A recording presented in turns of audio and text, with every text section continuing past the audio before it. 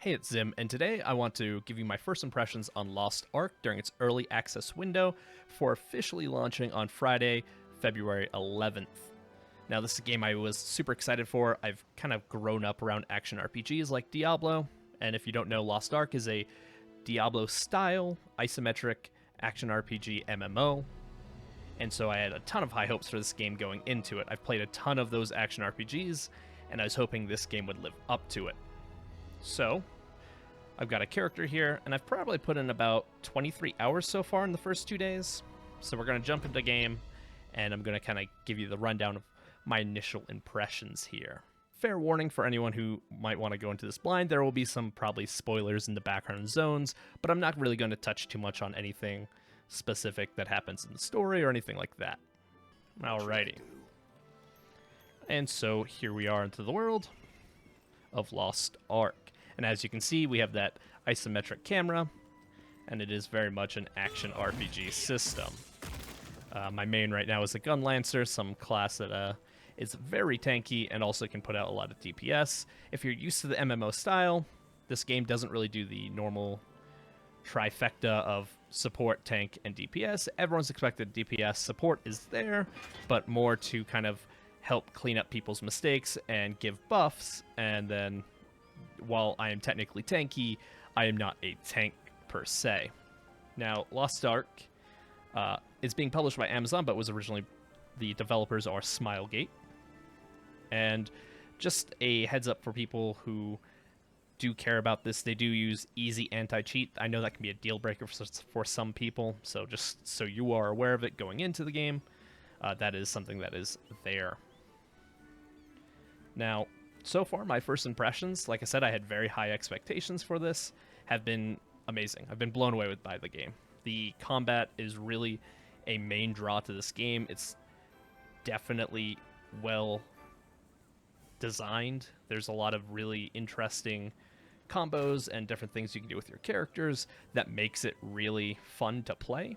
And honestly, like, this game already is very alt-friendly, but it makes me want to play alts as well, which I think all action RPGs should, because if you're playing Diablo and only ever wanting to play one class, I feel like they've done something wrong.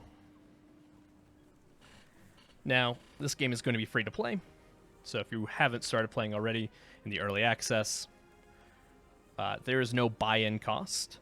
I do want to mention that because it is published by Amazon Prime, or sorry, by Amazon, if you have an Amazon Prime account, yeah, they actually have through Amazon Gaming, they have a bonus box essentially that you're going to be able to get, which comes with a subscription.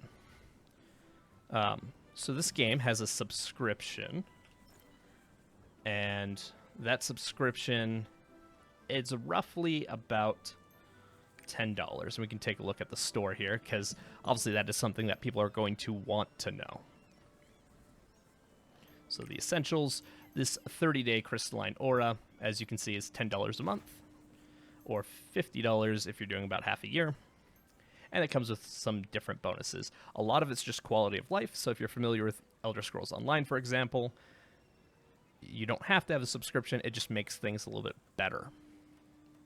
So in this case, triport fee is free. That means you're able to teleport around to different locations without paying a fee.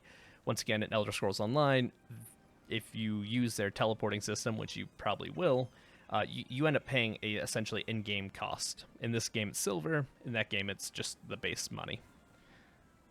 So in this case, you don't have to pay for anything like that. Ocean liner fees are 50% off. That's getting you from continent to continent. So once again, just all of these things are going to be quality of life. So obviously there is a lot of discussion whether or not the game is pay to win. Some people say it is, some people say it isn't. It definitely has a pay model where if you put in money, you'll be able to progress faster. I will say that. I do not think it will get you through endgame content, because it doesn't matter how geared you are with endgame content, with those hard raids, the tier 3 raids. What matters is being able to actually play your character with knowledge of how they play, with knowledge of the raids, and also being able to skillfully play them. So that is important. Otherwise, I don't feel like there's anything that you can buy that's going to put you over other players that will get you to just beat content. Now, there's player versus player, and the great thing about that is there is no unfair balance. Everyone's on an even playing ground when it comes to PvP, which means it's just pure skill and how you build your character. And when I say even ground on building your character, I mean that when you do PvP, you actually get a separate build that you save that allows you to all have the exact same amount of points and how you want to split them up and your skills and things like that, and then go into those PvP sessions. So it's really cool. I'm not much of a PvPer, so I haven't really explored too much of that, but that is something that is very important to stress, is that PvP, if you're really into that, this game might be really good for you as well. Now, of course, we have crystals to buy different chests. These are going to be like battle items, things like that. Skins, but obviously we have no current skins available. Mounts and pets. Just things that are already in MMO cosmetic stores that you can buy anyways. These are not randomized in any sort of way. You're guaranteed to buy, if you want the Vernisse elk, for example, you'll get the Vernisse elk. So that's kind of just an overview of the store. And we're going to get out of here. So as I was saying, if you are an Amazon Prime member, you actually get free through Amazon Gaming subscription, but it's only for 5 days. So normally it's 30 days. The one that Amazon Prime gives you for free is 5 days. I wish it was a little bit longer, but it does give you enough time to figure out whether or not you want this quality of life and you think it's worth paying for, or you don't want them. Let's go ahead and take a look at the map. And right now this is the zone I'm currently in. East Lutera. But if we zoom out, we can see a ton of regions to explore. There's a ton of content here, and that's partly because this game is about 2 years old, technically, from the original Korea release and Russia release, as well as Japan. So, there's a ton of content here, if that is what you need. It means people who burn to endgame will have a ton of content to play, and people who take their time and really dive deep into the world and the story will also have a ton of things to enjoy. Talking about story, so far it's been okay. It's kind of similar to Final Fantasy XIV, if you played that at all, where it's kind of light versus dark. You're on the side of light, you're the chosen one, and everything happens around you. I will say that I do kind of get annoyed because the story will also often like make your character like get knocked out or pushed out of the way or things like that that make you feel powerless in situations where like you should feel very strong. Like you take on a boss and then suddenly you win that fight, but actually you were knocked out and then something else happens. Like it just frustrates me because it makes the chosen one aspect feel very kind of unimportant, because it's like, well, if I'm the chosen one and I'm getting beat up and thrown around and everyone else is solving my problems, am I really the chosen one? So that kind of annoys me as well. But overall, the story is fine. I know some people think FF14's story is better. I haven't really dived too well into FF14, so I will take their word for it. This is the map, and you kind of will start out here. And you'll have different zones. So if we look through here, we have Pride Home, which is a town, Log Hill, which is kind of a little basic map. And these maps get more and more complex as we've gone through these areas. And I expect that to be the case as well. Now, as you progress, you'll also get your own home, which is a stronghold, which is a cool feature. So let's go ahead and jump over there. Now, I will say that the soundtrack is amazing. There's tons of different styles of music. They showed that off in the director's cut video trailer talking about Lost Ark. If you haven't checked it out, I definitely highly recommend that. I'll probably link a description to that in the description below. You're back. I was waiting for you. There are matters that need your approval. All right. You can go check them in the office. And here we are on the island, my stronghold, which is kind of just slowly getting off the ground. But there's tons of things you can do here as well. And in fact, it's kind of your main base for crafting and things like that.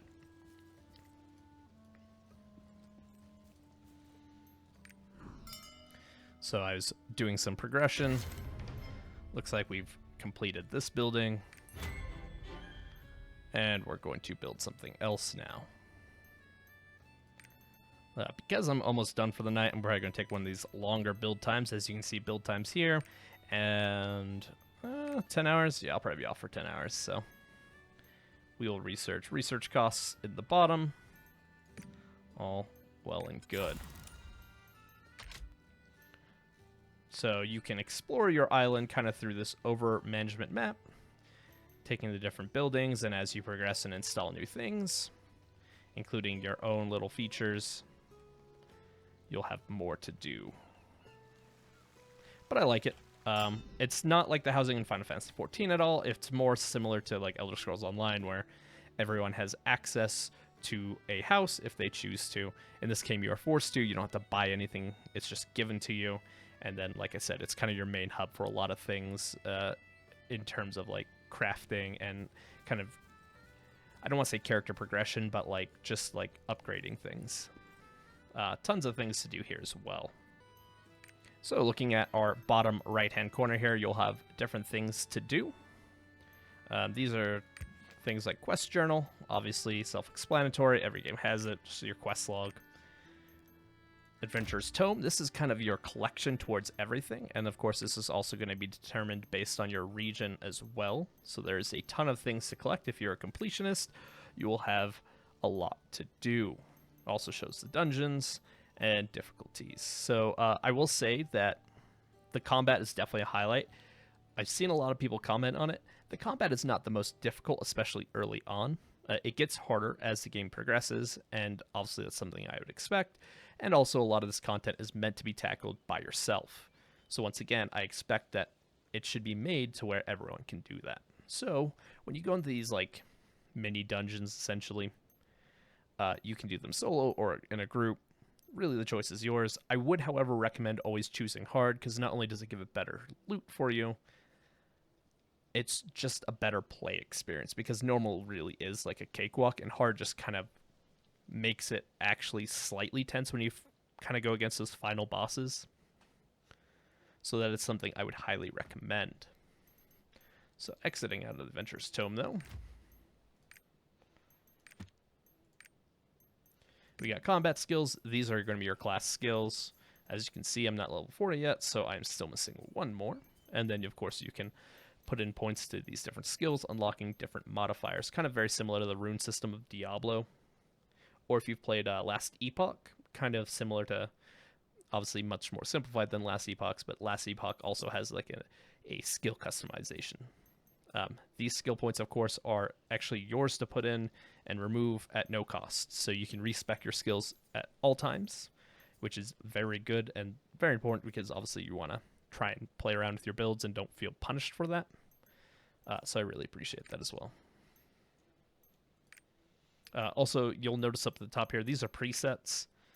So you unlock different ones. You start with 2. You can buy more. This is a currency that you can earn in-game as well as purchase outside. Honestly, I don't think you need more than a couple presets, because these are just for PvE. You'll get your own PvP presets that you get to save entirely differently. So not something you're going to really need to worry about. Your inventory, pretty decent bag space. If you are a subscription member, your pet also will get its own bag space, and then these are specifically for like crafting. So they don't take up any real inventory space, which is nice. So Book of Coordination, this is your PvP ones, and as you can see, you actually get a decent amount. And then you're going to break down skills, stat points, all of that, and then you can save them and then test them out in the PvP. And currently it's 3v3, or I believe it's 1v1v1, but eventually we will see a 1v1 just kind of arena duel match, essentially. As you can see there, we got notified that the store has updated. That is something that will pop up every, looks like 6 hours. This is Mari's secret shop, and just specifically small things that you can pick up. Once again, this currency is earnable in-game, so don't feel like it's impossible to get these things if you're just trying to play free-to-play. That's definitely not the case. And actually, if we want to look at the cost of crystals, so royal crystals is the amber one, so not the dark purple one. And as we can see, 1,000 crystals is worth $10. Whether or not it's worth $10 is up to you, but that's how much they're valuing it at. Right, so here is something that you're probably not used to, and something that I really enjoy. It is roster level. Now, this is essentially your account level. And what that means is, as you progress with the main character through all these things, you're going to be leveling up your account, which will then affect all of your alts, which makes it easier to level up alts. Like I said, this game is very alt-friendly, and it really encourages you to play alts. But not only that, I also want to play alts by my, just on my own volition. So this will actually make it easier. Also, if you haven't read the patch notes, if you complete the game, you'll get 2 free boosts, essentially, which will allow you to power level 2 additional characters up to level 50. Kind of a nice thing, though you are trading some initial rewards that you might want, and it is a trade-off, because some of those are really good to have, but you're saving a lot more time, so you can do more endgame with those alts. All right, looking at the card catalog. Now, this one's probably the most RNG heavy, and definitely something that I haven't really delved into too much. Once you have a card set, as you can see here, you'll get a set bonus, which will give you different things depending on the card sets. This one's very basic. It's just a flat 6% damage reduction from all elemental damage. Not bad by any means, but obviously there are better sets. And these cards kind of seemingly come randomly. And definitely it seems like there are elements to where you could be chasing some of these cards because there are ranks. Now, whether or not you need the top end card sets, probably not so much, but that's definitely where someone who is pay to win whale would spend a lot of their money, I'm guessing. Once again, I'm not at the end game. I'm not someone who is totally oh, you gotta spend money here or here. I am someone who is very casually looking at this game and enjoying it a lot and not feeling any pressure whatsoever to spend money, but there definitely are places where you could.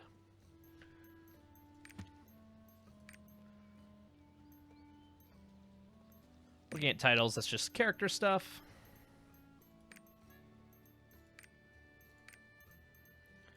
Achievements. This game has achievements. It's on Steam as well, so obviously you'll have Steam achievements. And from there, you'll be able to track what you've got going on. And as you can see, you get completion bonuses and things like that. Memory Chamber, if you want to go back and view all the cutscenes, it's its own special room. It will kick you out of any groups, though, so just be aware of that. And then there's tons of different guides as well. Up at the top left here, time of day, although this clock is a little bit wrong for me.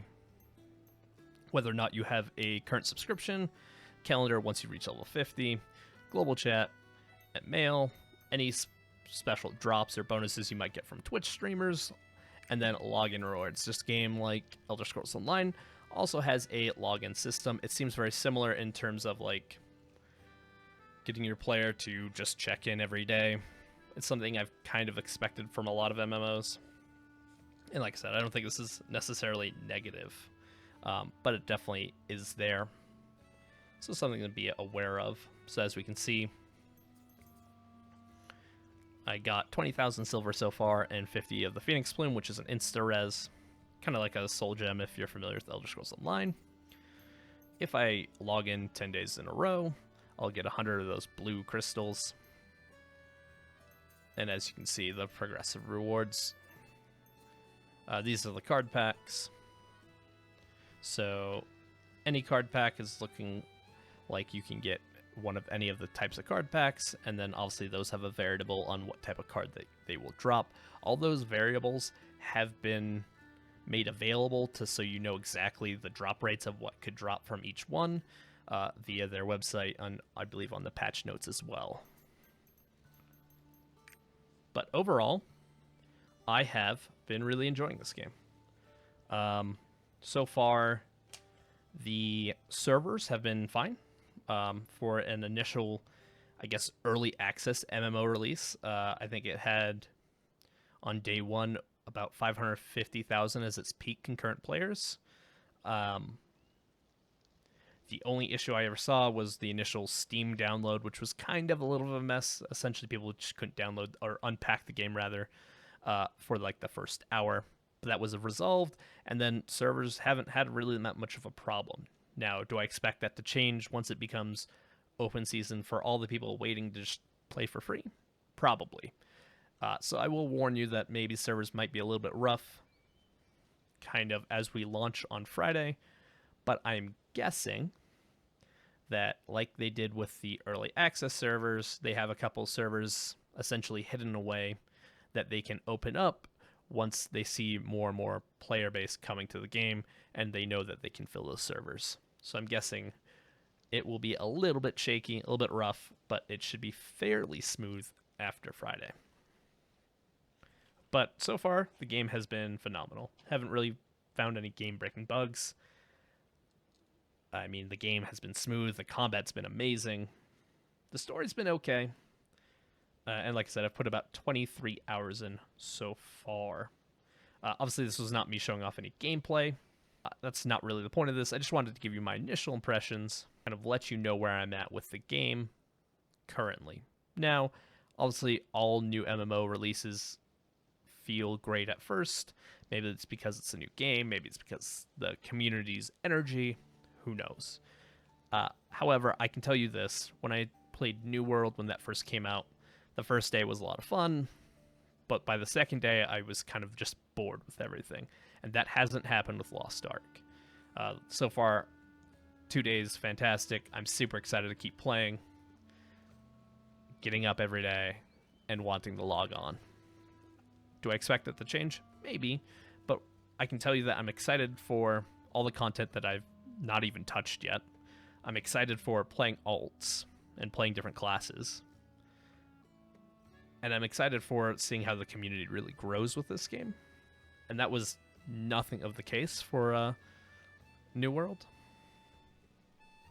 So right now, if you are wondering whether or not you should play Lost Ark, my recommendation is it's free to play, and I think it's one of the best free to play games you can play currently. It's definitely worth checking out. It's definitely not going to be for everyone. I understand that. It's an MMO that's not for everyone. It's isometric action RPG style. That alone will make people just not interested in it. That's fine as well. But if you have any interest whatsoever, I think you owe it to yourself to just download it, try it out for a little bit, and see if the game is for you. I plan on putting out a couple more videos probably on Lost Ark as my progression goes through and how I continue to feel about this game, especially after it hits mass release. So I will talk to you guys then. Let me know in the comments below if you've checked it out already and part of the early access, or if you're waiting and what you're hoping for from the game, or what you might be concerned about. Anyways, guys, thanks for watching. Hit that subscribe button if you haven't, and I'll talk to you later.